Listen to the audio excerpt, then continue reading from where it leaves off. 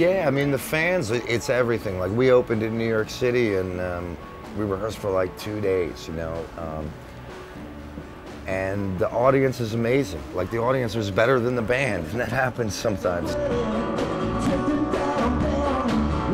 Kind of do get back what you've put into it in a weird way with fans, and like, fans aren't curious people coming out to check something out. Fans are intimately attached to your music, and it means something to them. Their memories and their friendships and things like that, and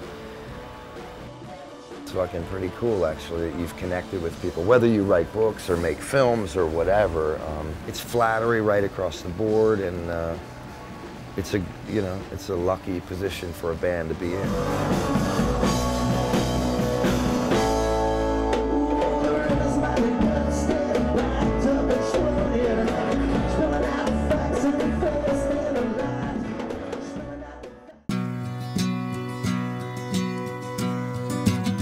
One day when coward's not my name. Let's Cut the Crap came out in 1998, and it's now 2008. Well, it just turned 2009, so that's 10 years old. And I look back on that, you almost feel lucky that you were part of it. Like, I do remember, we've said it before in interviews and stuff, like, I remember me and Serge kind of jumping up and down at the fact of hearing your own voice coming back through speakers. Like, that's me, like I'm 8 years old. And that's kind of the mentality we were in going into our first record. Like, you didn't realize your handicaps. We couldn't record our electric guitars so much because they just sounded like shit. We had shitty gear and stuff like that. So we made a record that was based mostly around acoustic instruments or the kitchen fucking sink, you know? Like, let's find a way to make it work. And if the bass didn't sound good enough, then we'd play the bass pedals on a church organ, or we'd lower the strings on the guitar, that kind of mentality. And you only go there once, and then you fight a long, hard battle trying to get back home, they say. And at some point, I think you cross a line, like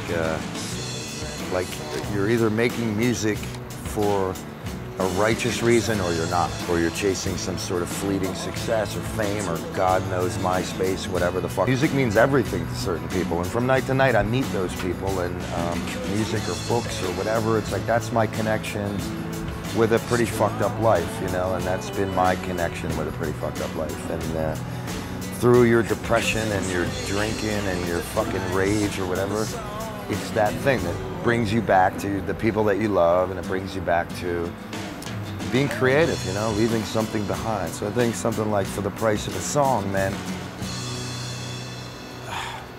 you know, it isn't worth it anymore. It's like, it's bigger than that, you know? Music and art is bigger than drinking and, you know. Well, you learn love when you were a baby. The biggest news would be that my brother Serge, who's been my, you know, sort of partner in music for a long time, just had a baby called Violet. So we're all really excited about Violet.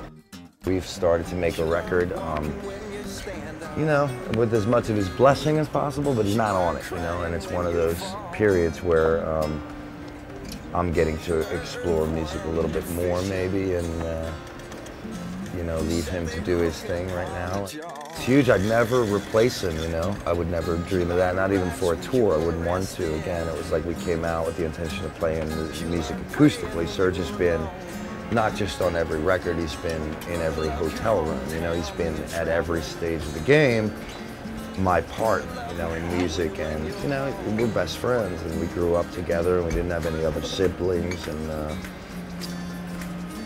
yeah, but it's like, a baby's a bigger thing than we're used to, you know, in bands. And like when that happens, after years and years of being on the road and being blindingly irresponsible, you know, it's time maybe to, for him to reassess things and, you know, at least paint the fucking nursery room and get, you know, get his life together, and then find out where music fits into that.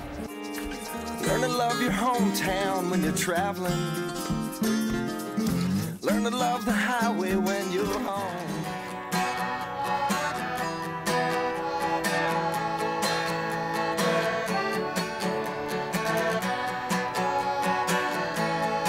I'm gonna sing. Sunday morning sunlight. 2009 is meant to be a better year for us, I know that, and I think the future is just, you know, it's in lots of soul and turning away a little bit, I think, from the way things used to be done. I think that pretty soon we're going to see the end of the CD, you know, and pretty soon we're going to see the end of a lot of things in music, because things are changing. You got to kind of make your own rules and kind of find your own road in a lot of ways.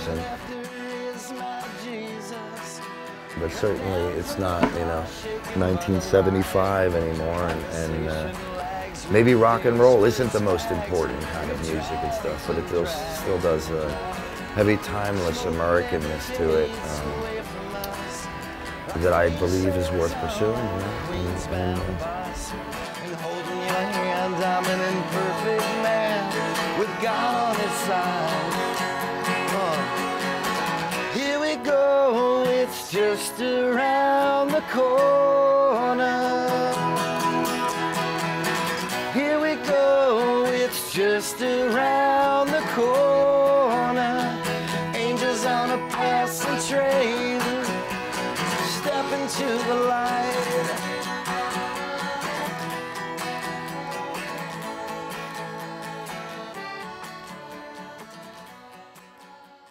For the way Glenn Miller played